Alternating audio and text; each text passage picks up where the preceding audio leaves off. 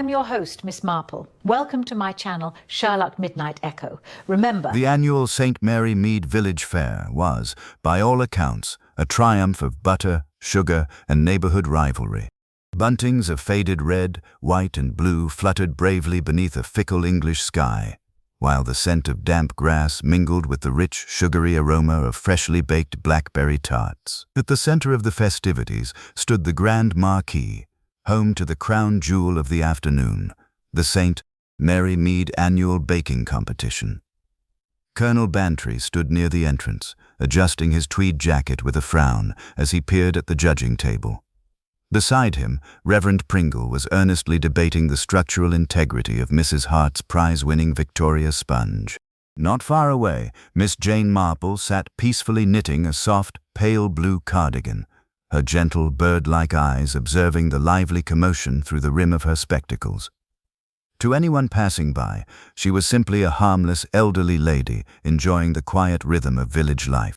None of them anticipated that the afternoon's sweetest offering would turn deadly.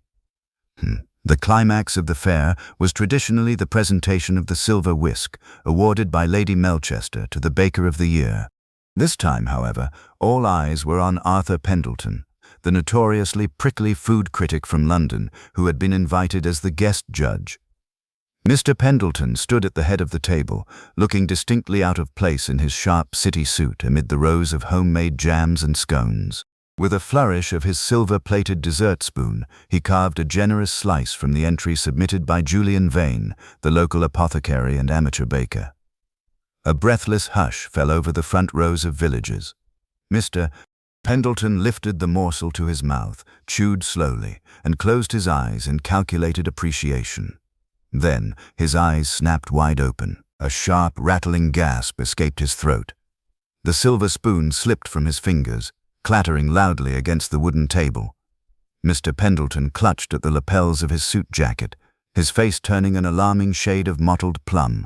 Before anyone could step forward, he stumbled backward into the towering display of prize-winning marrow squash and collapsed heavily onto the grass. As screams echoed across the fairgrounds and the village constable rushed forward in a panic, Miss Marple gently turned another row on her knitting needle.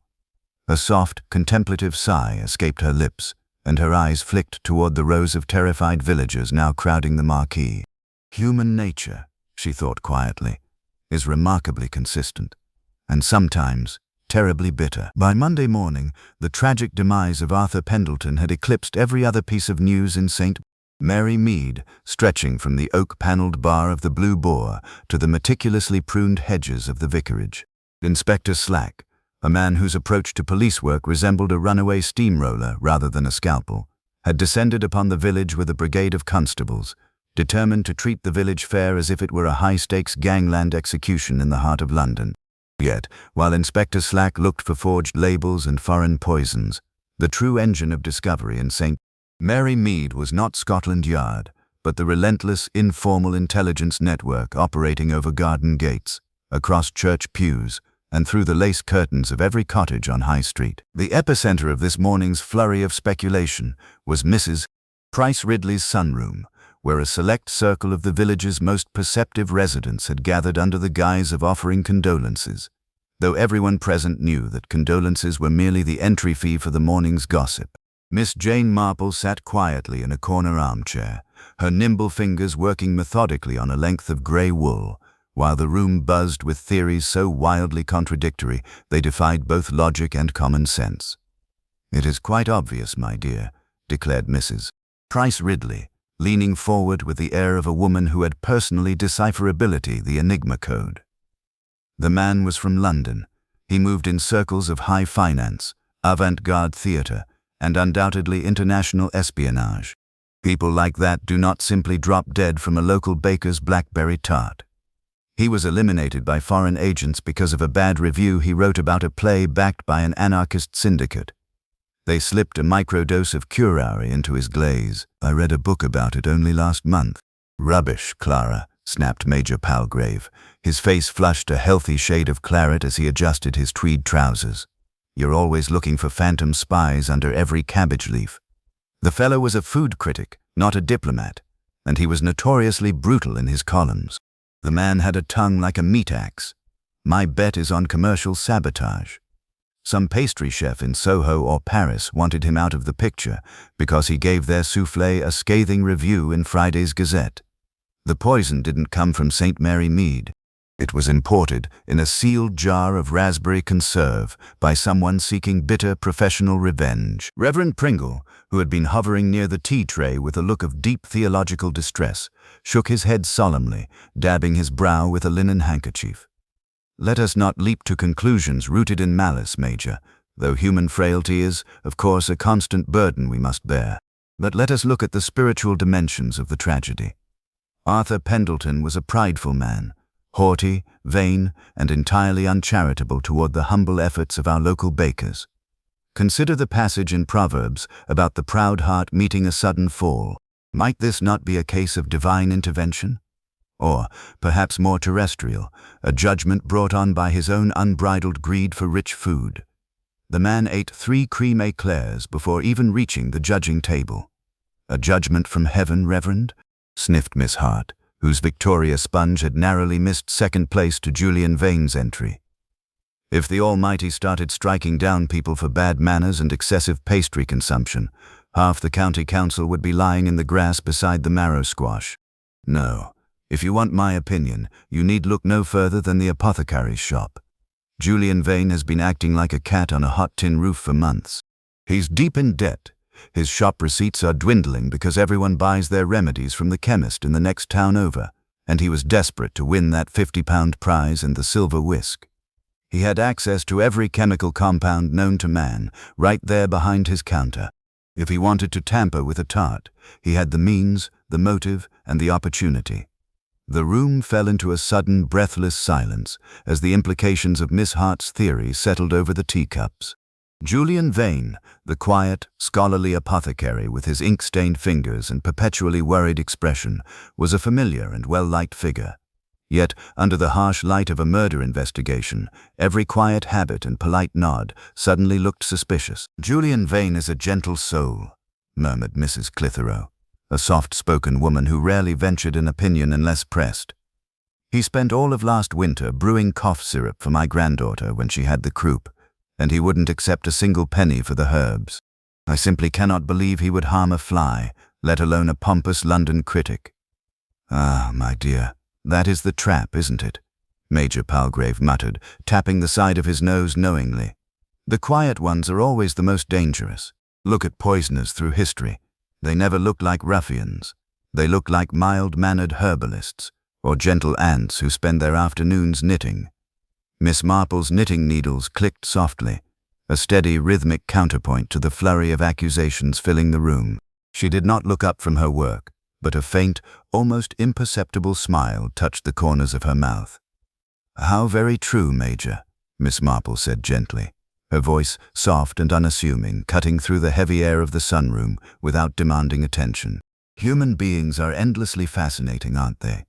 One tends to find that people are remarkably similar whether they live in a grand townhouse in Belgravia or a quiet country lane right here in St. Mary Mead. Their motivations are always the same: money, fear, jealousy, or the desperate need to protect a secret they believe no one else knows." "Quite right, Jane," Mrs. Price Ridley said patronizingly, dismissing the elderly lady's remark as the harmless musing of someone rambling about human nature rather than concrete facts. "As I was saying, Inspector Slack is already focusing his efforts on the delivery van that brought the groceries from the market. He believes an outside courier intercepted the ingredients." Miss Marple turned her grey wool over with practiced ease. "An outside courier, my dear Clara. How very dramatic. But Inspector Slack is a busy man, and men are often so wonderfully straightforward. They look for grand conspiracies, heavy footprints, and dramatic gestures, while missing the simple, everyday truths that lie right under their noses." "What do you mean by that, Jane?" asked Reverend Pringle, peering over his spectacles with mild curiosity. "Do you have a theory about the poor man's demise?" "Oh, goodness me, no," Miss Marple replied, offering a flutter of her hands that completely disarmed any notion that she possessed a dangerous intellect. "I am only a simple woman who spends her time knitting and watching the birds from my garden window. But I did happen to notice, quite by accident while looking for my stray ball of pink wool near the judge's tent, how very neatly Mr. Pendleton's briefcase was tucked under his chair, and how remarkably anxious someone looked when they tried to retrieve it before the police arrived. But then, people are always misplacing their belongings at village fairs, aren't they? The room stared at her for a moment, a collective wave of confusion washing over them as they tried to parse whether Miss Marple was sharing a crucial clue or merely rambling about lost items. Before anyone could press her for details, the front gate latch clicked, and heavy footsteps sounded on the gravel path outside. It was Constable Jones, sent by Inspector Slack to summon Julian Vane to the village hall for formal questioning. As the villagers rushed to the windows to watch the drama unfold on the front lawn, Miss Marple adjusted her shawl against the morning draught, her mind already darting back to the rows of blackberry tarts, the apothecary's worried frown, and the subtle, poisoned currents running just beneath the tranquil surface of St. Mary Mead. By Tuesday afternoon, the atmosphere in St. Mary Mead had curdled from shock into a thick, suffocating suspicion. Inspector Slack had established his temporary headquarters in the back room of the parish hall, turning the usually cheerful community space into a dreary hub of bureaucratic intimidation. Through the high, arched windows, villagers could be seen entering with tight-lipped reluctance and leaving with ruffled feathers. Inspector Slack believed in noise, motion, and heavy-handed interrogations. He treated every resident like a hardened criminal waiting to crack under the glare of a desk lamp. Miss Jane Marple, however, pursued her investigations with the quiet, unhurried grace of a cat stalking a sparrow in a sunlit garden, while Inspector Slack bellowed at unfortunate constables and banged his fists on folding tables inside the parish hall. Miss Marple was taking a leisurely stroll down Church Lane, her wicker basket dangling from her arm and a pair of pruning shears tucked neatly within reach. To the casual observer, she was simply tending to her parish duties, delivering a pot of blackcurrant jam to the vicar's wife, or perhaps checking on Mrs. Clitheroe's rheumatism. But Miss Marple's eyes, clear and sharp behind her spectacles, missed very little. Her first port of call was the village apothecary, where Julian Vane had recently been released after a grueling 4-hour grilling by Inspector Slack. When Miss Marple pushed open the heavy wooden door of the shop, the familiar, comforting scent of dried lavender, camphor, and crushed peppermint greeted her. Julian stood behind the polished mahogany counter, his face pale and drawn, his ink-stained fingers trembling slightly as he sorted through a row of amber glass bottles. "Ah, Miss Marple," Julian said, offering a tight, exhausted smile as he leaned against the counter. "I suppose you've heard the dreadful news. The whole village is buzzing like a hive of angry hornets, and Inspector Slack seems entirely convinced that I am public enemy number 1. "Good afternoon, Julian," Miss Marple replied warmly, stepping up to the counter and resting her wicker basket gently upon it. "Inspector Slack is a very energetic man, isn't he? Men of his profession are always so terribly fond of grand gestures and dramatic theories. They look for massive webs and complex conspiracies, forgetting that most crimes, just like most household disasters, hominids commit out of simple, everyday desperation rather than grand villainy." Julian gave a dry, humorless chuckle. "Desperation is certainly one word for it. The inspector spent 2 hours cross-examining me about my ledger, my debts, and every single chemical compound in this shop. He acted as though I kept a bottle of synthesized aconite labeled for pompous critics right next to the cough linctus." "And do you, my dear?" Miss Marple asked, her voice light and musical, carrying the innocent cadence of an aunt teasing a nephew. Julian blinked, startled for a moment, before letting out a genuine, if weary, laugh. "Good heavens, no. I am a pharmacist, Miss Marple, not a Borgia. I bakes cakes because my mother taught me, and because the village fair is the one day of the year where people look at my creations instead of my ledger. That £50 prize money would have cleared my supplier's bill for the quarter, true enough, but murdering a guest judge, I'd have to be quite mad. Besides, Arthur Pendleton didn't even eat my tart first." Miss Marple tilted her head slightly. Her knitting needles, though left at home today, her mind was always stitching details together, working silently in her thoughts. "Now, that is a very interesting point, Julian. People keep talking about your blackberry tart because it won second place. But Mr. Pendleton was sampling quite a variety of offerings along that table, wasn't he?" Indeed he was, Julian nodded, leaning in slightly as if grateful for a calm, rational conversation. He started down at the far end with Mrs. Hart's sponge, then nibbled on some scones from the bakery in the neighboring parish, and then tried my tart right before he collapsed. But the police are fixated entirely on my table because they found a trace of digitalis glycoside, foxglove extract, in the remnant of the blackberry glaze on his plate. Foxglove, Miss Marple murmured, her gaze drifting out the window toward the sun-drenched churchyard where rows of wild purple foxgloves grew naturally along the old stone wall. A lovely flower, really. So upright and elegant, yet so terribly toxic if handled improperly. Nature has provided us with such wonderfully lethal flora right in our own backyards, hasn't she? One doesn't need an exotic laboratory in Vienna when the English countryside is practically overflowing with quiet remedies and quiet poisons.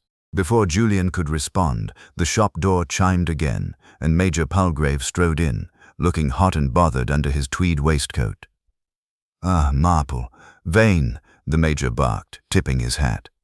"Terrible business, this. I've just come from the post office, and the gossip is reaching a fever pitch. They're saying Julian here had a secret quarrel with Pendleton in London 5 years ago over a failing apothecary business. Some nonsense about an inheritance." Julian groaned, massaging his temples. "I have never set foot in London in my life, Major, except to catch the connection to Brighton for my aunt's funeral 10 years ago." "Well, people will talk, my dear fellow," Major Palgrave said breezily, entirely unconcerned with the factual accuracy of the rumors. "Smoke without fire, and all that. But what really gets me is the way Inspector Slack is ignoring the obvious outsider angle. I saw a stranger walking near the edge of the woods behind the fairgrounds on Saturday morning. A shifty-looking chap in a trench coat. Looked like an international jewel thief or a drug smuggler if I ever saw one." Miss Marple smiled gently, smoothing down the front of her tweed skirt. "How fascinating, Major. A man in a trench coat near the woods. It is always so comforting to think that our troubles come from outside the village, isn't it? We like to imagine that our little community is a peaceful sanctuary, and that any wickedness must surely be imported from the city, like bad fish or modern art."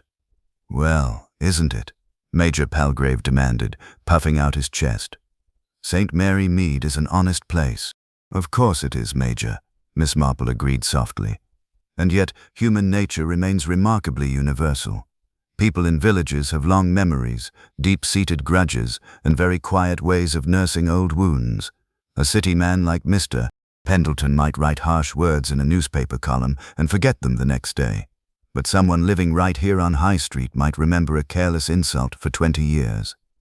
Julian looked intently at Miss Marple, the skepticism in his eyes slowly giving way to a dawning realization. "You don't think this was about the baking competition at all, do you, Miss Marple?" Miss Marple stepped toward the door, opening her wicker basket to check on the jam jar she was delivering. "Oh, goodness. I am only an old woman who spends her afternoons watching people from her garden bench, Julian. But I did notice something rather peculiar about the way Mr. Pendleton arranged his briefcase before he tasted those tarts. He didn't seem interested in the baking at all. He looked like a man who was expecting to meet someone, or perhaps someone who was expecting him." With a polite nod and a gentle smile, Miss Marple stepped out of the apothecary shop and back into the sunlit lanes of St. Mary Mead, leaving the men to ponder her words as the shadows lengthened across the village green. By Wednesday morning, Inspector Slack was prepared to wrap up his investigation with the triumphant air of a general claiming an unconditional surrender. The heavy oak doors of the parish hall had been swung wide open to signal a breakthrough, and word spread like wildfire down High Street that the police had finally cornered their villain.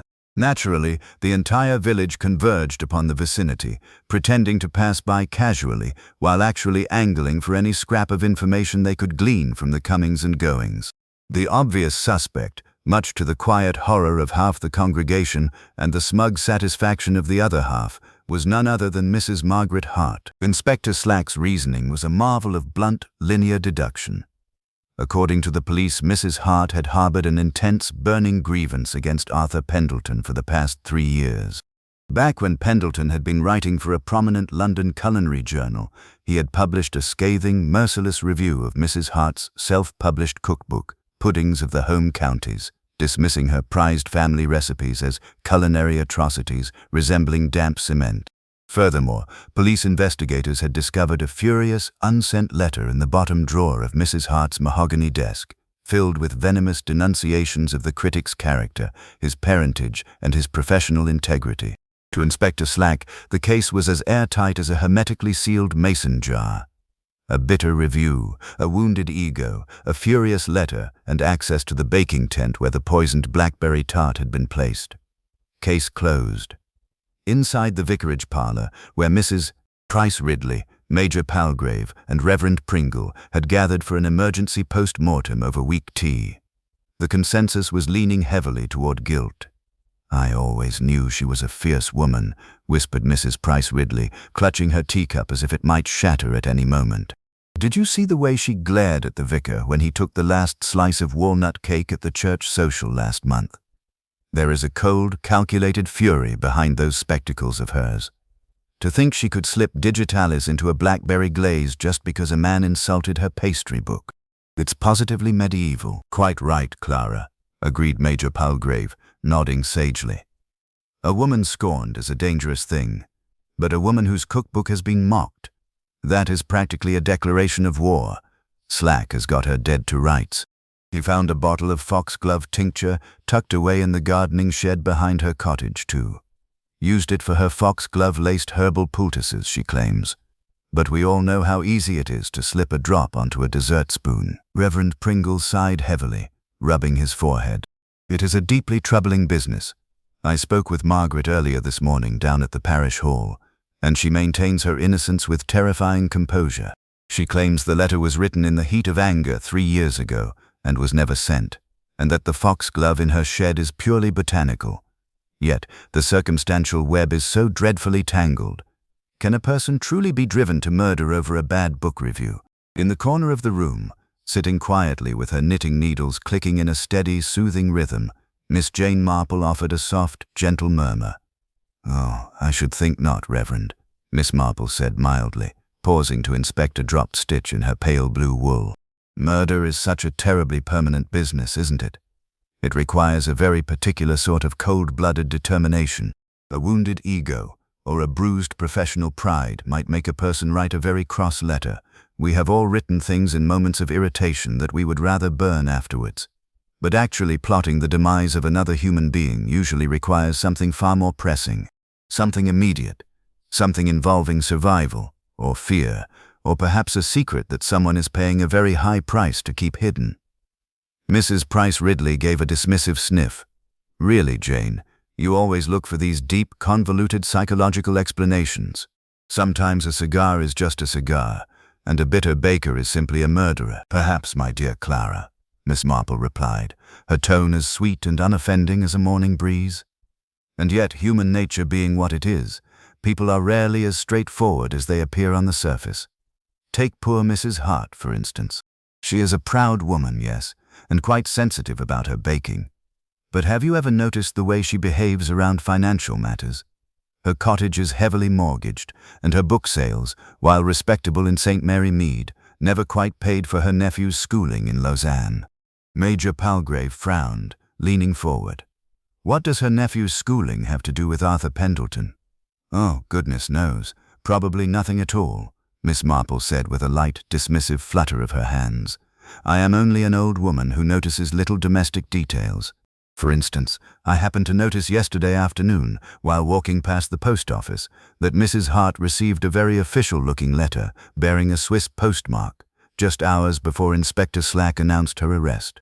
And she looked remarkably relieved when she opened it, not at all like a woman whose life is crumbling under the weight of a capital murder charge." Monsieur. The room fell silent as the villagers tried to process this counterintuitive observation. Before anyone could puzzle out what a Swiss letter had to do with a poisoned blackberry tart, the front door of the vicarage swung open, and Inspector Slack himself marched into the room, looking red-faced and triumphant, flanked by 2 solemn constables. "Ah, good afternoon, ladies and gentlemen," Inspector Slack boomed, looking around the parlor with the air of a conqueror surveying a captured province. "Just thought I'd let you all know that we've locked up our culprit. Mrs. Hart has been formally charged with the murder of Arthur Pendleton." Motive, means, and opportunity are all accounted for. The local busybodies can rest easy. Law and order has triumphed in St. Mary Mead once again. Mrs. Price Ridley beamed with self-righteous satisfaction, while Major Palgrave nodded in vigorous approval. Reverend Pringle looked down at his teacup with a troubled expression, whispering a quiet prayer for the accused woman's soul. Only Miss Marple continued her knitting, her needle sliding smoothly through the soft wool. She did not look up, nor did she challenge the inspector's roaring confidence. But as Inspector Slack turned to leave, exuding an aura of utter self-assurance, a faint, knowing smile played briefly across Miss Marple's lips. Inspector Slack is a most industrious man, she reflected quietly to herself. He has found a neat, tidy package wrapped in a neat, tidy ribbon. But life in a village is never neat, and the most dangerous person in a room is almost never the one the police are so desperately eager to arrest. By Thursday morning, the village of St. Mary Mead had settled into an uneasy, breathless quiet following Inspector Slack's triumphant announcement. Mrs. Hart remained locked away in the local holding cells, and the parish seemed eager to wash its hands of the entire sordid affair, comforting themselves with the notion that justice had been swiftly and decisively served. The milkman made his rounds with muted footsteps, the butcher's boy forgot to whistle, and the church bells tolled for morning prayers with a solemn, heavy resonance. Yet, for all of Inspector Slack's blustering certainty and the community's collective desire to turn the page, the puzzle pieces were rattling about in Miss Jane Marple's head with the persistent clatter of loose stones in a tin box. Miss Marple sat in her sunlit parlor, surrounded by crocheted antimacassars and porcelain teacups, ostensibly occupied with finishing the pale blue cardigan for her niece's newborn baby. But her keen, observant eyes were not on her knitting. Instead, they were fixed upon a small, unassuming object resting on her writing desk, a discarded, damp program from the St. Mary Mead Village Fair, picked up from the grass near the judge's table 2 afternoons prior. To anyone else, the program was nothing more than a piece of soggy cardboard adorned with grease stains and schedule timings for the pie-eating contest and the brass band. Inspector Slack had glanced at it once, deemed it rubbish, and kicked it aside. But Miss Marple possessed a mind like a fine mesh sieve, catching the microscopic grains of truth that larger, clumsier instruments allowed to slip right through. Rising quietly from her armchair, she crossed the room, picked up the program with a delicate touch, and stared at the margin next to the 2 p.m. baking competition listing. There, scribbled in hurried, nervous pencil strokes, was a partial name and a set of coordinates that had nothing to do with flour, sugar, or tarts. Ton House, RM 402, Ledger B. It was not a baking recipe. It was an appointment. Determined to trace the origin of this cryptic note without alerting the heavy-footed authorities, Miss Marple donned her sensible walking shoes, tied her straw hat securely beneath her chin, and took her wicker basket down the lane toward the disused railway station archive, where old parish registries and fair ephemera were traditionally stored by the village council. The archive room smelled of damp paper, furniture polish, and forgotten decades. As Miss Marple methodically sorted through the duplicate entry forms submitted by the fair contestants, she made a quiet, startling discovery.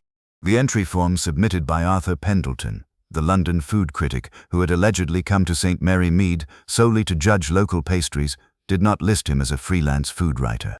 In the small, cramped handwriting of the fair's organizing secretary, Pendleton's institutional affiliation was listed not as a culinary gazette, but as an independent financial investigator for the London Mercantile and Probate Trust.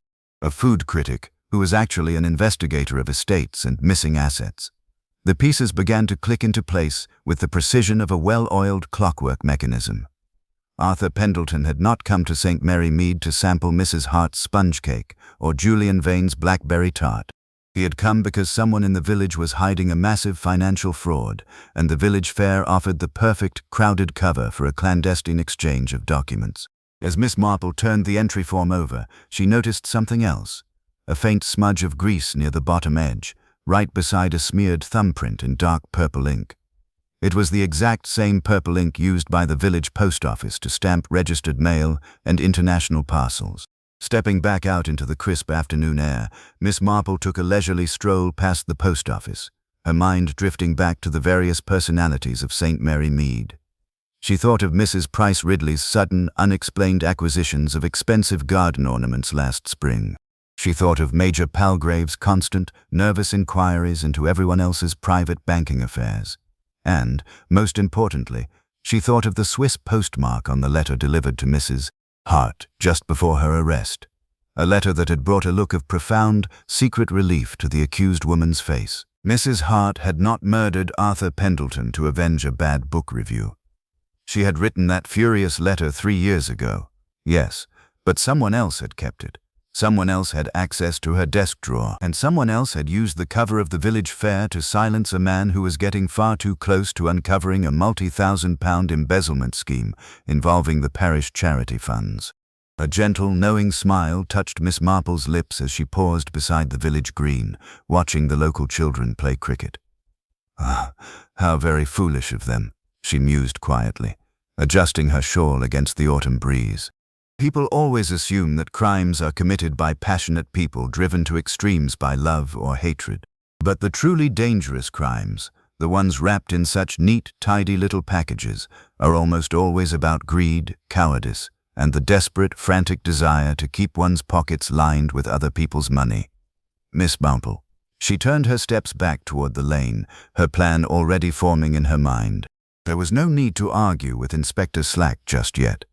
Men of his temperament required a clear demonstration, a carefully laid psychological trap that would cause the true culprit to reveal themselves through their own mounting panic, and Miss Jane Marple was absolute master of the subtle game. By Friday morning, the tranquil facade of St. Mary Mead was wearing remarkably thin, revealing the jagged, unappealing edges of human desperation beneath. While Inspector Slack remained entirely self-satisfied inside the parish hall, basking in the premature glory of having locked away Mrs. Hart, the actual fabric of village life was beginning to fray at the seams. Secrets, much like untended weeds in a neglected garden, were breaking through the soil, and no amount of polite gardening could hide them anymore. Miss Jane Marple was well aware that people under pressure behaved with a predictable, almost mathematical regularity. When a community is shaken by scandal, individuals who have long maintained an immaculate public reputation begin to panic, and panic is the most unreliable cloak a guilty person can wear. Deciding that it was time to gently prod the sleeping dogs of St. Mary Mead, Miss Marple set out after breakfast with her wicker basket and a pair of garden shears, making her first deliberate stop at the picturesque cottage of Major Palgrave. The Major's garden was usually his pride and joy, a regimented display of scarlet geraniums and perfectly clipped box hedges. Today, however, the gate stood slightly ajar, and the gravel path was littered with discarded cigarette butts, an unusual untidiness for a man who prided himself on military precision. When Miss Marple rapped gently on the polished brass knocker, several long, agonizing moments passed before the door clicked open. Major Palgrave stood in the doorway, looking remarkably disheveled. His tweed waistcoat was buttoned askew, his hair was unbrushed, and the robust, healthy flush that usually graced his cheeks had been replaced by a sickly, grayish pallor. He looked less like a retired colonial officer, and more like a man who had spent the entire night wrestling with his own ghosts. "Ah, Marple," the Major muttered, his voice lacking its customary booming resonance as he gripped the edge of the door. "What is it?" "If you've come to talk about that wretched business with the food critic, I'm rather busy. Head hurts. Bilious attack, or some such nonsense." "Good morning, Major," Miss Marple said cheerfully, stepping past him into the hallway without waiting for an official invitation, her eyes taking in the scene with quiet absorption. "How dreadful for you. Bilious attacks are so terribly uncomfortable, aren't they? But then, I suppose everyone in the village has been feeling somewhat out of sorts this week. The tension has been quite extraordinary." She strolled unhurriedly into the Major's study, where a thick stack of bank statements and international correspondence lay scattered across the mahogany writing desk. Several of the envelopes bore the unmistakable return address of financial institutions in Zurich and Geneva, the very same Swiss network connected to the mysterious letters and missing funds. Major Palgrave flushed a dark, mottled red and lunged forward awkwardly, sweeping the papers into a messy heap with trembling hands. "Private correspondence, Marple. Damned nosy of you to come barging in here like this. A man's study is his castle." "Of course it is, Major," Miss Marple replied smoothly, her voice remaining as placid as a mill pond. And a very well-guarded castle, too. Though one does wonder why a retired military gentleman living on a modest pension should find himself receiving so many urgent communications from Swiss investment trusts, doesn't one? The Major swallowed hard, his throat working convulsively as beads of nervous sweat gathered on his forehead. It's investments, a small syndicate, nothing to do with anyone else in the village. Is that so? Miss Marple murmured, walking over to the window and peering out at the immaculate rose bushes. How very enterprising of you. Though, when poor Mr. Pendleton arrived in St. Mary Mead last Saturday, I understand he spent a considerable amount of time looking into the parish charity accounts and the missing endowment funds managed by the local council's financial committee. A committee, if memory serves, that you have quietly overseen as treasurer for the past 12 years. The color drained entirely from Major Palgrave's face, leaving him looking ghastly and shrunken in his oversized tweed jacket. He gripped the back of a leather armchair for support, his knuckles turning white. He was prying into things that weren't his concern. The man was a blackmailer masquerading as a critic. He found out about a temporary cash flow difficulty I had with the trust funds 2 years ago. Money I fully intended to pay back once my rubber shares recovered. He threatened to go to the police and ruin my reputation unless I paid him a staggering monthly tribute. Miss Marple turned to look at him, her expression a masterclass in gentle, sorrowful understanding. And so, when he came to the village fair, you realized he was closing the net around you. You knew he intended to expose the embezzlement at the afternoon meeting. You needed to stop him permanently, before he could open that briefcase and show Inspector Slack what was really inside. I didn't mean to kill him, the Major stammered, his defenses instantly crumbling into a pathetic, desperate confession. It was supposed to be a severe illness, just enough to incapacitate him during the judging, to give me time to search his briefcase and retrieve my incriminating ledgers from his hotel room. I took a drop of concentrated digitalis from Vane's apothecary stock when I helped him move crates last month, and I slipped it into the glaze of the very first tart Mr. Pendleton tasted. Mrs. Hart's sponge cake at the end of the table. He buried his face in his hands, his shoulders shaking with wretched panic. I didn't think it would kill him so quickly. I thought he'd just take sick and leave the village, but he collapsed right there in front of everyone. And then Slack arrested Margaret instead, and I thought I had gotten away with it. I thought I was safe. Miss Marple sighed softly, walking over to place a gentle, comforting hand on the trembling man's arm. Oh, Major, human nature is so terribly predictable in its cowardice. People always think that by shifting the blame onto someone else, someone like poor Mrs. Hart, who had an old grudge and a vulnerable life, they can escape the consequences of their own actions. But wrongdoing leaves a trail, just as surely as muddy boots across a clean parlor floor. Before Major Palgrave could sink any further into despair, the front gate latch clicked sharply, and heavy, purposeful footsteps echoed on the gravel path. Inspector Slack had finally caught wind of the loose threads, and he was marching straight up to the cottage door with a retinue of constables, completely unaware that the mystery had already been solved by an elderly lady with a basket and a ball of wool.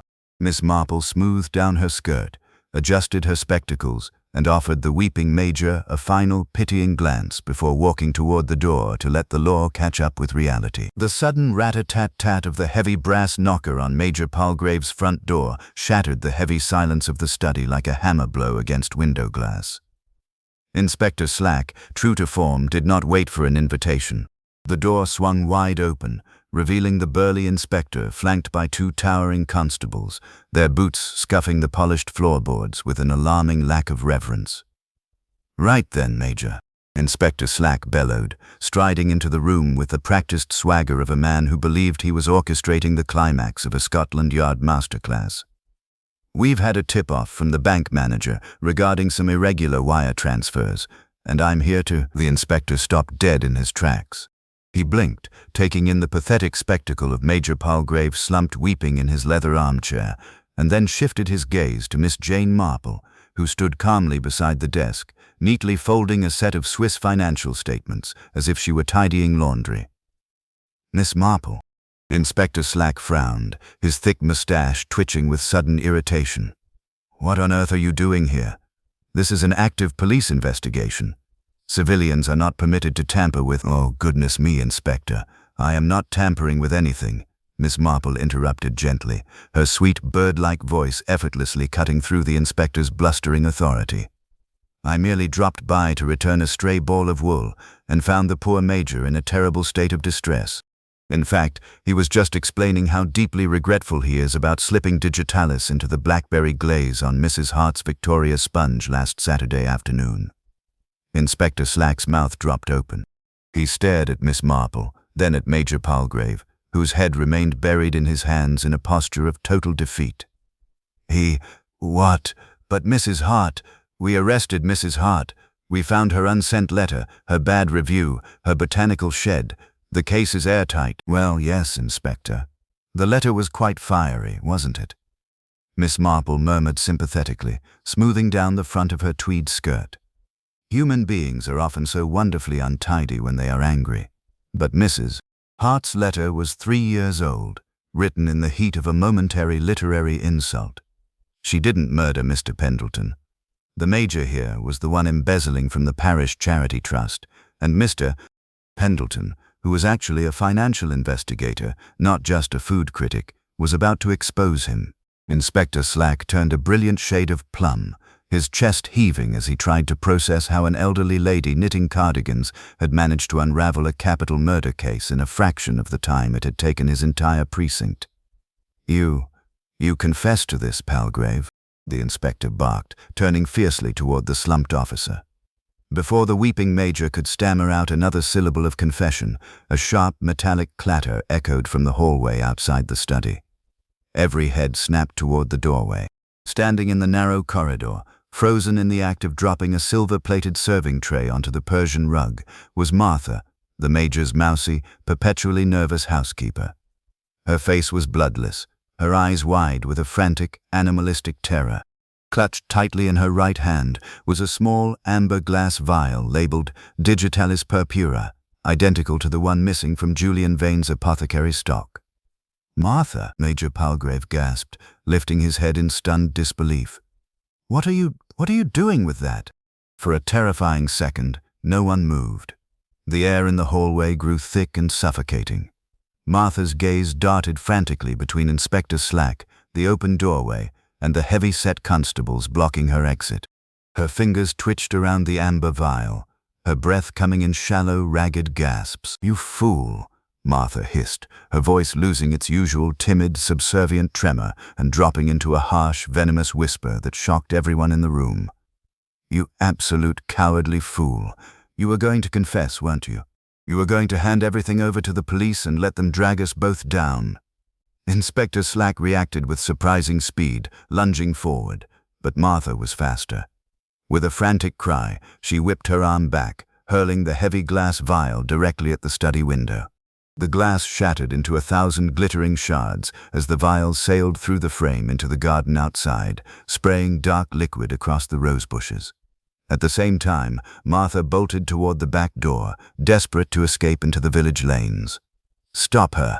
Inspector Slack roared, stumbling over a footstool in his haste. The two towering constables reacted instantly, sprinting down the hallway and tackling Martha just as she cleared the back kitchen threshold. A scuffle ensued, muffled shouts echoing against the whitewashed walls before the heavy click of steel handcuffs put a definitive end to the brief, desperate flight. As the constables hauled a sobbing, disheveled Martha back into the hallway, the room descended into a stunned, breathless silence. Major Palgrave stared at his housekeeper as if she were a ghost. "Martha, you put the poison in the tarts? But you told me you only helped me steal the vial from Vane's shop." Martha glared at him with a look of pure, unadulterated contempt, her voice dripping with venom. "Steal it? Of course I stole it. You didn't have the stomach to do what needed to be done, Major. You were paralyzed with fear, whining about exposure every single night over tea. Mr. Pendleton wasn't just investigating your little charity fund embezzlement. He was looking into the probate records of my late uncle's estate, an estate you helped swindle out from under me 20 years ago. You both ruined my life. When I saw the critic coming to the village fair, I knew he had to be stopped permanently. I slipped the digitalis into that tart myself while you were looking at the marrow squash, and I let you take the blame for the plan. The full, horrifying weight of the twist settled over the room like a physical blanket. Major Palgrave slumped back into his chair, utterly shattered by the betrayal, while Inspector Slack stood awkwardly, his face burning with the realization that the case was infinitely more complex than his blunt police methods could ever have comprehended. In the corner of the room, Miss Jane Marple picked up her wicker basket, her gentle bird-like eyes gazing upon the unfolding drama with a quiet, melancholic sorrow. She sighed softly, shaking her head as she adjusted her shawl against the draught blowing in through the broken window. Greed and bitterness, she reflected quietly to herself, her knitting needles clicking silently in her memory. They are such terrible companions. They always invite the most unexpected guests to the table. By Saturday morning, the village of St. Mary Mead had been thoroughly shaken out of its traditional sleepy complacency. The dramatic arrest of Martha, followed quickly by the formal detention of Major Palgrave for his extensive role in the parish charity embezzlement, sent shockwaves rippling from the oak-paneled bar of the Blue Boar to the velvet cushions of the vicarage pew. Inspector Slack, humbled by the cascading revelations and acutely aware that an elderly woman knitting cardigans had run rings around Scotland Yard's finest, formally requested Miss Marple's presence at the local station house to clarify the final intricate threads of the conspiracy. Miss Marple, however, declined the inspector's invitation with characteristic politeness, suggesting instead a quiet cup of afternoon tea in her own sunlit garden. "The police station is such a drafty, depressing place, Inspector," Miss Marple had murmured mildly over the garden gate. "And really, why subject ourselves to hard wooden benches when my hydrangeas are in such glorious bloom? Besides, there is still one small loose thread that needs tying before we can consider the tapestry truly finished." Inspector Slack, thoroughly chastened and eager to secure an airtight confession that would satisfy the county assizes without exposing his own investigative blunders, arrived promptly at 4 o'clock. Seated at the wrought-iron table beneath the apple tree was not only the inspector, but also Julian Vane, who had been cleared of all suspicion, and Reverend Pringle, who had offered to chaperone the proceedings in the name of pastoral support. Miss Marple poured the steaming Darjeeling tea with steady, practiced hands, offering a delicate china cup to each of her guests before taking her seat with her knitting basket resting quietly in her lap. "It is all very well to have arrested poor Martha and the Major," Miss Marple began, her voice soft and conversational, carrying the casual tone of someone discussing the unseasonable weather rather than a double-layered plot of murder and financial ruin. They were deeply entangled in their mutual greed and ancient resentments. But human nature, as I have so often observed throughout my long life, rarely acts in complete isolation. There is always an audience, an enabler, or someone who quietly winked at the wrongdoing because it served their own private interests. Inspector Slack shifted uncomfortably in his chair, his teacup rattling slightly against the saucer. "Now see here, Miss Marple, the case is essentially closed. Martha confessed to administering the poison, and Palgrave admitted to the embezzlement and the initial theft of the apothecary vial. We have our principals locked up tight. What other threads could possibly be left?" Miss Marple smiled gently, her blue eyes twinkling behind her spectacles with an unnerving clarity. "Oh, just a very small detail about how Mr. Pendleton's itinerary became known to the conspirators in the first place, Inspector. You see, Arthur Pendleton was a London-based financial investigator working in absolute secrecy. He did not advertise his arrival in St. Mary Mead on placards, nor did he publish his intention to examine the probate records of Martha's late uncle in the local gazette. Yet, someone in this village knew he was coming down on the Saturday morning train. Someone tipped off the Major and Martha weeks in advance, giving them ample time to plan their desperate defense. Reverend Pringle paused, his teacup halfway to his lips, his brow furrowing in sudden, profound distress. "My dear Jane, are you suggesting there was a third party involved? A mastermind working behind the scenes?" "Mastermind is perhaps far too dramatic a word, Reverend," Miss Marple replied mildly, picking up her knitting needles and allowing them to click with a steady, hypnotic rhythm. "People in quiet villages like ours rarely think of themselves as criminal masterminds. They simply think of themselves as practical survivors managing inconvenient truths. Take, for instance, the parish council's accounting ledger, the very ledger that recorded the missing endowment funds and the probate distributions from 20 years ago. She paused, looking across the garden toward the church spire rising gracefully above the trees. For 12 years, the ledger was kept in the vestry safe, Miss Marple continued, her voice dropping to a low, reflective cadence. Only 2 people in the entire parish possessed the combination to that safe: Major Palgrave, as the council treasurer, and the parish secretary, who managed the daily administrative affairs of the church and community hall. When Mr. Pendleton wrote his confidential letter requesting access to those historical records, it was not sent to the Major's home address. It was addressed directly to the parish office. Julian Vane leaned forward, his eyes widening as the implication began to dawn on him. Wait, the parish office receives all incoming mail. Who processed the correspondence for the council during the month before the village fair? Why, our dear, efficient parish assistant, of course, Miss Marple said softly. The person who always volunteered to sort the mail, who managed the scheduling for the village fair marquee, and who happened to be the sole beneficiary of the remaining probate funds once Mr. Pendleton's investigation was successfully derailed. A heavy, suffocating silence descended upon the garden. The wind rustled through the apple leaves overhead, but no one spoke. Inspector Slack stared at Miss Marple, his jaw slack. Are you telling us? Before the inspector could finish his sentence, the garden gate clicked open. Stepping onto the pathway with a basket of fresh parish bulletins was young Thomas Miller, the unassuming parish clerk who had spent the entire week offering condolences to everyone in the village while quietly organizing the church charity collection. Thomas stopped dead in his tracks as he felt the collective weight of 4 pairs of eyes turn to fix upon him. Thomas's face drained of color. The bundle of papers slipped from his fingers, scattering across the gravel path in a flurry of white sheets. I only wanted to ensure the church funds weren't pillaged by outsiders, Thomas stammered, his voice cracking into a panicked, defensive treble as he backed toward the gate.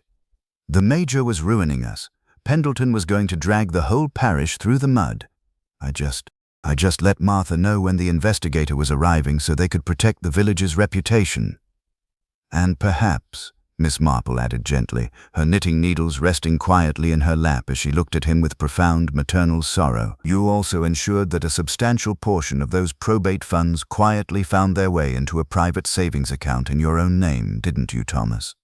Thomas let out a choked, ragged gasp, his defenses utterly collapsing. He slumped against the garden fence, burying his face in his hands as the reality of his exposure finally caught up with him. Inspector Slack scrambled out of his chair with a loud scrape, pulling his notebook and handcuffs from his pocket. Well, the inspector breathed, looking at Miss Marple with a mixture of sheer awe and utter disbelief. That ties up the very last loose end. Miss Marple smiled serenely, picking up her pale blue wool once more. Human nature is wonderfully consistent, Inspector. Whether in London or St. Mary Mead, people rarely commit wickedness out of grand design. They do it because they believe no one is watching them closely enough. The afternoon sun cast long golden shadows across the vicarage lawn, where Inspector Slack had hastily assembled the key residents of St. Mary Mead for what he grandly termed a formal recapitulation of facts. In truth, the burly inspector had wisely surrendered control of the proceedings to Miss Jane Marple, recognizing that trying to explain the labyrinth of human malice in the village without her was rather like trying to conduct a symphony orchestra with a sledgehammer. Reverend Pringle sat near the front row, looking profoundly shaken, while Julian Vane and Mrs. Price Ridley occupied the adjacent garden benches with an air of breathless, anticipatory tension. Major Palgrave and Martha were securely detained elsewhere in the village, and young Thomas Miller stood flanked by 2 stony-faced constables near the wrought iron gate, his head bowed in quiet defeat. At the center of the gathering sat Miss Marple, her wicker basket resting neatly beside her chair, her nimble fingers still working methodically on the pale blue cardigan. When she raised her clear, bird-like eyes to look at the assembled villagers, an immediate, respectful hush fell over the garden.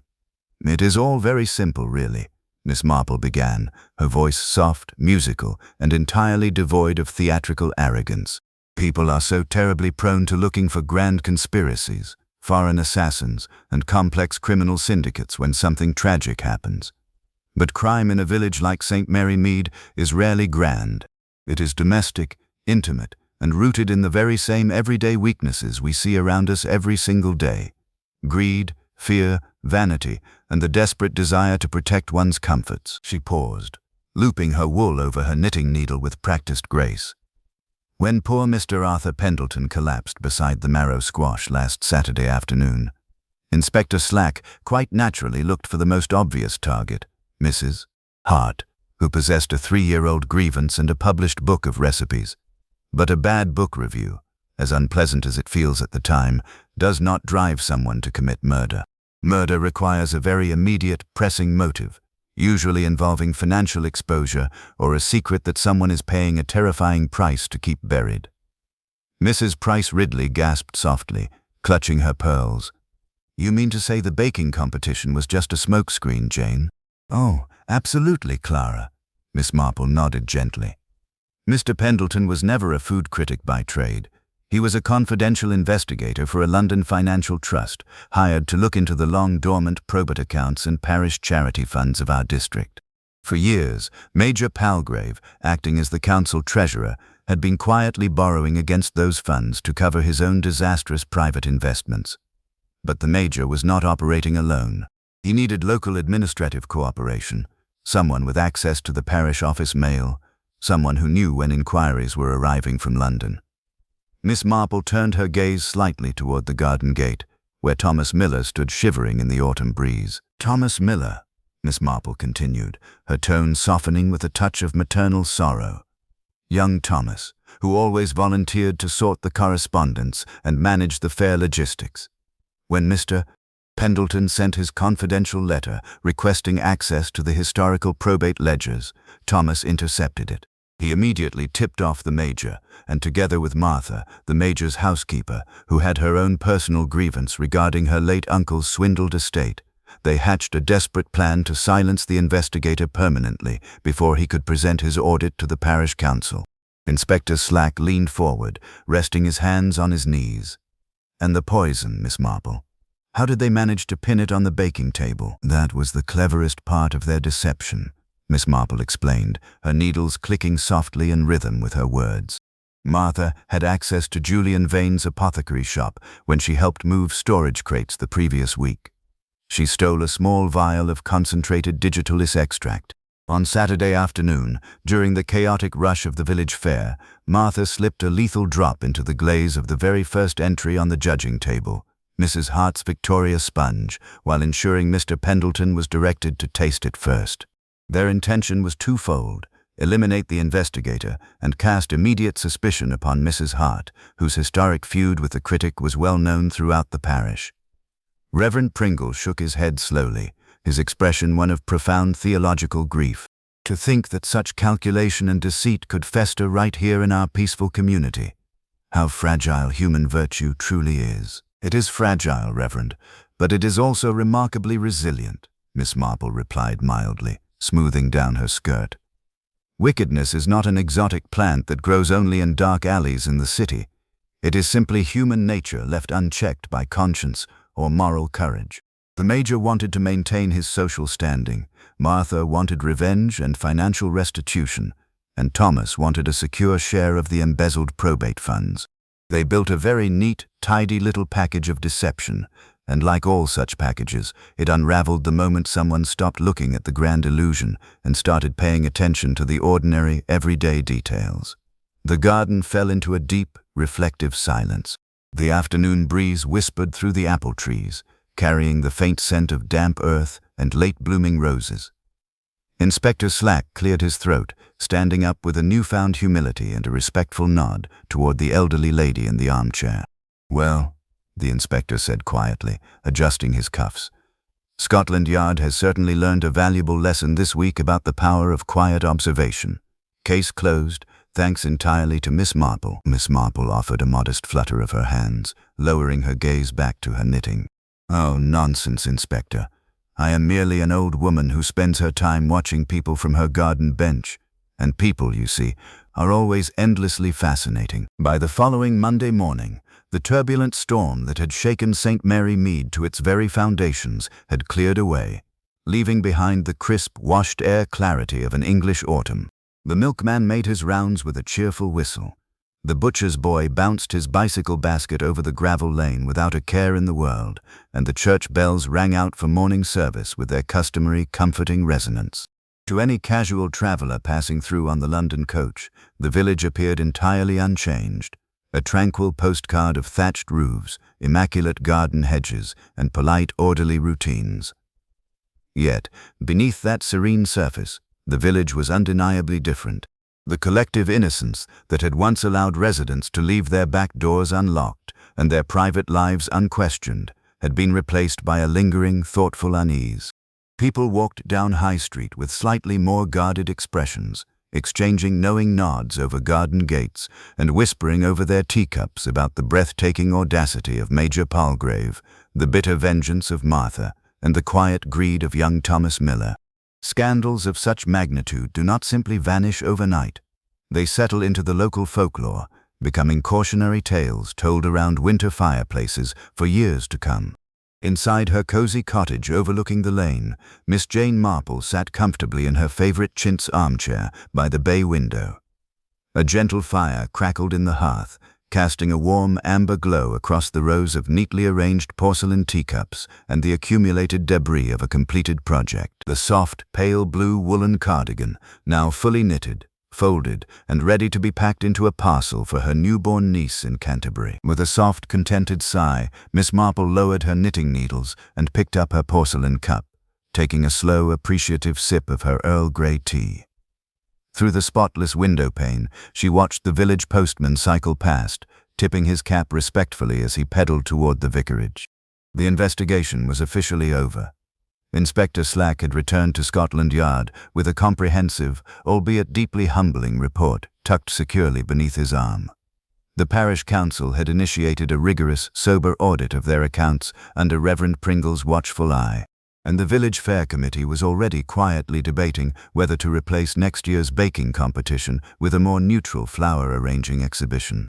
Yet, as Miss Marple gazed out at the falling autumn leaves dancing across her lawn, her thoughts were not consumed by the logistics of police reports or municipal reforms. Her mind, sharp and observant as ever, drifted back to the fundamental nature of the events that had just transpired. Human nature, she reflected quietly to herself, was a remarkably unchanging landscape. Whether one lived amidst the sprawling, anonymous crowds of London or within the quiet, interconnected lanes of a small country village, people remained fundamentally the same. They harbored the same secret longings, fought the same silent battles against fear and inadequacy, and succumbed to the very same temptations when greed or desperation clouded their judgment. The settings changed, the costumes varied, but the human heart, with all its capacity for both profound kindness and calculated deceit, played out the exact same timeless drama. A gentle, knowing smile touched the corners of Miss Marple's mouth as she set her teacup down upon its saucer with a faint musical clink. "People are always so terribly afraid of the dark," she murmured softly to the empty room, her eyes twinkling with quiet wisdom behind her spectacles. When in truth, the most dangerous shadows are the ones we cast ourselves, right out in the midday sun. Reaching down into her wicker basket, she pulled out a fresh ball of rose-pink wool and a new pair of wooden needles, her nimble fingers immediately falling back into their familiar, rhythmic dance. Outside, the village of St. Mary Mead continued its steady, unhurried march toward winter, secure in the knowledge that whatever secrets lay hidden beneath its peaceful facade, there was always someone watching, knitting and understanding the intricate patterns of the human soul. By the time November wrapped its chilly, mist-laden fingers around the chimney pots of St. Mary Mead, the dark excitement of the village fair murder had begun to settle into the comfortable patina of local history. The courts in London had dealt with the tragic fallout with swift, unyielding efficiency. Major Palgrave was consigned to a quiet, regimented confinement where his administrative talents could no longer endanger charity funds. Martha faced a lengthy reckoning behind stone walls for her calculating administration of the foxglove extract, and young Thomas Miller discovered that clerical ambition, when paired with embezzlement, led to a very unglamorous transition from parish spreadsheets to penal servitude. Life in the village, resilient as an old oak tree pruned by a harsh winter, had resumed its familiar rhythm. The butcher still delivered his chops with a cheery whistle. The postman still lingered by the garden gate to discuss the weather with Mrs. Price Ridley, and the church bells rang out across the green with every bit of their former majesty. Yet, an invisible shift had occurred. People looked at one another with a slightly more discerning eye, recognizing that beneath the veneer of church bazaars and polite afternoon teas lay the complex, unpredictable currents of human ambition and fear. Miss Jane Marple, however, remained entirely undisturbed by the philosophical weight of the village's awakening. Seated once more in her chintz armchair by the bay window, she was occupied with a new and infinitely more wholesome domestic challenge, knitting a miniature cream-colored wool bonnet with matching bouteilles for her second cousin's impending arrival in Sussex. The morning sun struggled to pierce the high autumn fog, casting a pale golden glow over her herbaceous border, where the last hardy chrysanthemums bravely defied the encroaching frost. A gentle tap at her front door broke the quiet rhythm of the morning. Putting down her knitting with practiced care, Miss Marple smoothed her apron and walked to the entryway. When she pulled back the oak door, she found Reverend Pringle standing on the threshold, looking somewhat breathless and clutching a heavy leather-bound ledger against his tweed waistcoat. "Good morning, Miss Marple," Reverend Pringle panted slightly, removing his black felt hat and running a hand through his thinning white hair. "I hope I am not intruding upon your morning routine, but the parish council held a rather extraordinary meeting late last night, and there is a matter I felt you should be the very first to know." Miss Marple smiled warmly, stepping aside to welcome him into the cozy warmth of the parlor. "Not at all, Reverend. Do come in out of the damp. The morning air has quite a sharp bite to it today, doesn't it? Let me pour you a cup of fresh tea. It is just drawing on the sideboard." As the vicar settled gratefully into the armchair opposite her, warming his hands around the steaming china cup Miss Marple handed him, he let out a long, reflective sigh. "It concerns the reorganization of the parish charity and endowment committees," Reverend Pringle explained, taking a cautious sip. "With poor Major Palgrave and young Thomas both removed from our administrative ranks, we found ourselves in desperate need of a fresh start. The council unanimously agreed that we needed absolute integrity, unshakable transparency, and a deeply discerning mind to oversee our newly instituted Financial Oversight Board." Miss Marple tilted her head slightly, her blue eyes twinkling with gentle amusement behind her spectacles. "How very public-spirited of the council, Reverend, though I should imagine finding someone willing to audit decades of parish ledgers is rather like asking someone to walk barefoot through a gorse bush." "Indeed," Reverend Pringle agreed earnestly, leaning forward. "Which is precisely why the entire committee resolved to ask you, Jane. We wish to appoint you as the honorary chairwoman of the St. Mary Mead Parish Financial Review and Advisory Board." Miss Marple's knitting needles, which she had picked back up while the vicar spoke, paused mid-stitch. A look of genuine, mild astonishment crossed her features, quickly replaced by a soft, self-effacing chuckle. "Me, Reverend? Goodness gracious, an honorary chairwoman," she exclaimed, offering a gentle flutter of her hands. "An old woman whose only formal training has been watching the village birds from her garden bench and counting stitches on a winter cardigan. I should be entirely useless when it comes to double-entry bookkeeping and institutional balance sheets." "Nonsense, my dear Jane," the vicar insisted, a warm smile breaking across his weary face. "You may not possess formal accounting credentials, but you possess something infinitely more valuable, an unerring understanding of human nature, a knack for seeing through elaborate facades, and a quiet genius for ensuring that accounts, both moral and financial, are kept strictly in order. The village owes its peace of mind to your observations. Surely you cannot refuse us." Miss Marple looked thoughtfully out the window, watching a pair of sparrows bicker playfully over a fallen seed on the frost-kissed lawn. She thought of Inspector Slack's blundering enthusiasm, of the tragic web of greed that had ensnared the Major and Martha, and of how easily human beings could lose their way when they forgot the simple, unchanging truths of right and wrong. A quiet, serene smile touched her lips. "Well," Miss Marple murmured softly, picking up her pale pink wool once more and letting the needles slide together with a steady, reassuring click. "If it is simply a matter of watching out for the parish and ensuring that everyone keeps their ledgers clean and their hearts transparent, I suppose an old woman can do her civic duty. Though I must insist, Reverend, that our committee meetings take place right here in my parlor, at tea time, and with plenty of homemade shortbread." Reverend Pringle laughed aloud, a deep, resonant sound of pure relief echoing off the chintz wallpaper. "It's a deal, Jane, shortbread and all," as the vicar departed a short while later, leaving the quiet cottage once more to the gentle ticking of the grandfather clock and the rhythm of the knitting needles. Miss Marple looked out over the peaceful lanes of St. Mary Mead. The village was safe, its secrets locked away behind tidy hedges and polite smiles, but its guardian was awake and watchful, ready as ever for whatever human nature might bring next to her door. The first genuine frost of the year had descended upon St. Mary Mead overnight, frosting the thatched roofs and silvering the blades of grass across the village green with a delicate crystalline lace. Inside her cozy parlor, Miss Jane Marple watched the pale winter sunlight creep slowly across the polished floorboards, casting long, warm shadows that danced softly against the rows of well-thumbed books and framed botanical prints. The village was quiet. Not the heavy, suspicious silence that had gripped the community during the dark days of the autumn fair, but the deep, peaceful hush of a countryside resting comfortably beneath the first genuine touch of winter.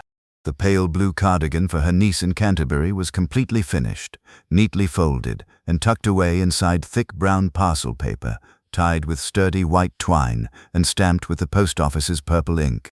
Beside it on the side table sat the leather-bound ledger Reverend Pringle had left behind, its pages filled with neat, orderly columns that Miss Marple had already begun to review with the quiet, methodical precision of someone who understood that financial numbers were ultimately just another reflection of human behavior.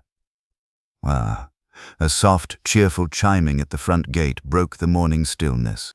Looking up from her writing desk, Miss Marple adjusted her spectacles and saw young Constable Jones stepping up the gravel path, carrying a small wicker basket lined with red and white checkered cloth. Moments later, the brass door knocker sounded, a polite, respectful rap.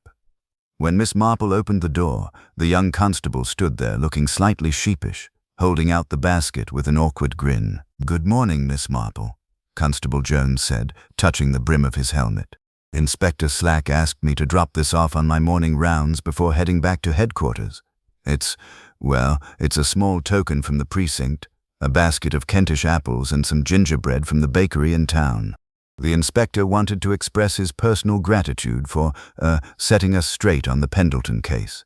Miss Marple beamed, her blue eyes lighting up with genuine warmth as she accepted the heavy basket. "How remarkably kind of Inspector Slack. Please tell him I am quite touched. Men in his profession are so often weighed down by the burden of authority, but it takes a truly admirable character to acknowledge when a fresh perspective has been helpful. Do step inside for a moment, Constable. The kettle has just come to the boil, and I have some fresh ginger biscuits that go quite delightfully with a cup of tea on a frosty morning." "Oh, thank you kindly, Miss Marple, but I mustn't linger. The sergeant has me on patrol near the parish hall," the constable stammered, though his eyes lingered longingly toward the warmth of the hearth. I suppose one quick cup wouldn't hurt. The frost is biting my ears clean off this morning." As the young officer settled gratefully into the fireside chair with a steaming mug of tea and a spicy biscuit, Miss Marple returned to her writing desk, her needles resting quietly beside her ledger. "How are things settling down at the parish hall, Constable?" she asked mildly, her voice carrying the comfortable cadence of an aunt chatting with her nephew. "I understand the new oversight committee has been meeting regularly under Reverend Pringle's guidance." "Oh, it's remarkably quiet now, miss," Constable Jones said between bites of biscuit. "The whole village seems almost too peaceful, if you catch my drift. Everyone's paying their parish dues on time, the accounts are balanced down to the last penny, and Mrs. Price Ridley has stopped speculating about foreign spies and turned her entire attention to organizing the upcoming church bazaar. Inspector Slack says it's the most orderly district in the county right now." Miss Marple smiled gently, her gaze drifting out the window toward the quiet lanes of St. Mary Mead. "Order is a wonderful thing, Constable. But true peace of mind doesn't come from locking doors or pretending that human nature is simpler than it is. It comes from understanding people just as they are, with all their little faults, their secret worries, and their capacity for redemption." The constable nodded thoughtfully, finishing his tea and standing up with a renewed sense of purpose. "Well said, Miss Marple. Well, I must be off before the sergeant sends out a search party. Thank you for the tea." After seeing the young officer out and watching him cycle cheerfully down the lane, Miss Marple returned to her armchair by the bay window. She picked up her knitting basket, reaching down to pull out a fresh length of rose-pink wool. The winter wind rustled the bare branches outside, but inside the cottage, everything was warm, orderly, and precisely as it should be. Her nimble fingers resumed their familiar rhythmic dance, loop, stitch, and turn. The mystery of the village fair was consigned to the past, the ledgers were balanced, and the village was safe once more. And as long as human nature remained the wonderfully complicated, unpredictable thing it was, Miss Jane Marple would be right there, watching the world go by, one quiet stitch at a time. The transition from late autumn into the heart of winter in St. Mary Mead brought with it a stillness so profound that the village seemed to hold its breath beneath blankets of frost. The skeletal branches of the ancient oaks along High Street clicked softly in the biting breeze, and smoke curled lazily from every cottage chimney, painting the grey sky with pale ribbons of charcoal and ash. Inside her cozy parlour, Miss Jane Marple found comfort in the unchanging rhythms of domestic life. The steady ticking of the grandfather clock, the gentle warmth radiating from the hearth, and the soft rhythmic clicking of her knitting needles as she worked on a new set of winter scarves for the choir boys at St. Mary's. Yet, as Miss Marple had observed countless times over the decades, tranquility in a village is rarely absolute. It is merely a pause between acts in the continuous, unfolding drama of human existence. The disruption arrived on a Tuesday afternoon, just as the watery winter sun began its steep, premature descent behind the church spire. A sharp, authoritative rat-a-tat-tat echoed from the front door knocker, shattering the quiet sanctuary of the parlour. It was not the casual, friendly rap of the postman or the hesitant knock of a parishioner seeking advice, but the demanding, staccato rhythm of an outsider unaccustomed to waiting. Putting down her rose-pink wool with a gentle sigh, Miss Marple smoothed her apron, adjusted her spectacles, and walked gracefully to the entryway. When she pulled open the heavy oak door, she found herself facing an unfamiliar figure standing upon the frost-crisp stone step. The visitor was a tall, impeccably tailored gentleman in his late 40s, wearing a heavy charcoal overcoat with a velvet collar and a silk scarf tied with military precision. His silver-streaked hair was neatly brushed, his jaw was set with unyielding determination, and his sharp, dark eyes surveyed the modest charm of Miss Marple's cottage with an expression of polite impatience. "Good afternoon," the gentleman said, his voice crisp and carrying the unmistakable cadence of London legal circles. "My apologies for calling unannounced. I am Arthur Pendleton, Jr. Uber ten and meet by Martha Samantfunkens." Miss Marple's eyebrows rose just a fraction, a flicker of genuine surprise crossing her serene features. She looked at the man again, noting the striking family resemblance around the eyes and the identical stubborn line of the jaw. "Ah," she murmured softly, her tone as welcoming as ever. "The son of poor Mr. Arthur Pendleton. Do come in out of the bitter cold, Mr. Pendleton. The wind has a positively wicked bite to it today, and the hearth is burning quite brightly." The visitor blinked, clearly taken aback by the warmth and utter lack of theatricality with which his dreaded name was received. He stepped across the threshold, shedding his damp overcoat and accepting the shelter of the parlour with a stiff, formal nod of gratitude. "Thank you, Miss Marple," he said, taking the armchair Reverend Pringle had occupied weeks prior. "I confess, I expected doors to be slammed in my face, or hushed whispers to follow me down the lane. The entire county has been buzzing with the scandal of my father's tragic demise here in St. Mary Mead last autumn." "Oh, goodness me, why ever would anyone slam a door in your face?" Miss Marple asked mildly, walking over to the sideboard to pour a fresh cup of tea from the silver pot. "You are not responsible for your father's professional choices, Mr. Pendleton, any more than the village is responsible for the unseasonable weather. Though I must say, it takes a considerable amount of fortitude to travel down from London in the dead of winter just to visit the scene of such a painful tragedy." Arthur Pendleton, Jr. accepted the porcelain teacup with a steady hand, though his jaw remained tight. "I didn't come merely to revisit a tragedy, Miss Marple. I came because I am a solicitor by trade, and my firm has spent the last 2 months untangling the complex mess my late father left behind." The official police report from Inspector Slack, concluded that my father was murdered by a desperate housekeeper and an embezzling major over ancient probate records and charity funds. And yet, having read through my father's private journals and recovered encrypted correspondence from his London office, I have reason to believe the full story has still not been told. Miss Marple settled back into her chintz chair, picking up her knitting needles once more, though she did not work the wool. She simply held them quietly in her lap, her clear eyes fixed attentively on her guest. Is that so? Human nature is often like an old tangled ball of yarn, Mr. Pendleton. When you pull at one knot, you frequently discover that several other threads are wound tightly around it. Exactly. Pendleton leaned forward, his dark eyes intense. My father was not merely investigating a local charity embezzlement in St. Mary Mead. That was a convenient side channel. He was tracking an international syndicate of antiquities traffickers and forged estate deeds. A syndicate that used quiet country parishes like this one to launder stolen assets through fabricated probate claims. Major Palgrave and Martha were merely low-level pawns, panicked amateurs caught in a much larger machinery. My father found the ledger containing the syndicate's master directory just days before he was killed, and that ledger has completely vanished. The room fell into a heavy, contemplative silence, broken only by the crack of a burning log in the hearth.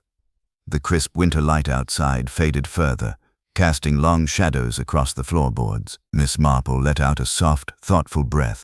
A master directory of forged estates and international assets, you say? How very ambitious. People so often underestimate the scale of wickedness when it hides behind quiet country lanes and respectable parish committees, don't they? You aren't surprised, Miss Marple, Pendleton stated, observing her with a mixture of awe and suspicion. You knew, didn't you? Oh, I am only an old woman who knits and watches the birds, Mr. Pendleton, Miss Marple replied with a gentle, disarming smile. But I did happen to notice, while helping Reverend Pringle sort through the parish archive boxes last month, that a very peculiar duplicate ledger, one written in strange, encrypted ciphers rather than standard bookkeeping ink, was accidentally slipped into the box containing the choir music. It is quite amazing what people drop when they are rushing to cover their tracks before the police arrive. She reached down beside her chair, slid open the bottom drawer of her writing desk, and pulled out a small leather-bound volume covered in faded green cloth, placing it gently upon the tea table between them. Arthur Pendleton Jr. stared at the book as if it were a ghost, his hands trembling slightly as he reached out to touch the worn leather. "The Master Directory," he whispered, looking up at Miss Marple with profound astonishment. "You had it all along." "Well, it wasn't doing any good gathering dust among the hymnals, was it?" Miss Marple said cheerfully, picking up her pale pink wool and letting her needles click together with a steady, reassuring rhythm. "And now that you are here to take it back to London where it belongs, I suppose the syndicate will have to find a new place to hide their ill-gotten gains. Though I should warn you, Mr.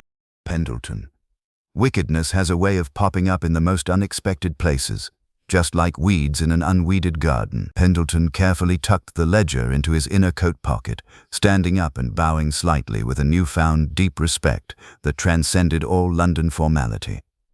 "St.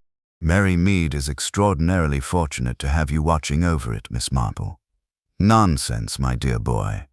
Miss Marple smiled warmly, watching as her visitor gathered his coat and prepared to brave the winter chill. "It is simply a matter of understanding human nature, and really, human nature is endlessly fascinating, wherever one happens to find it.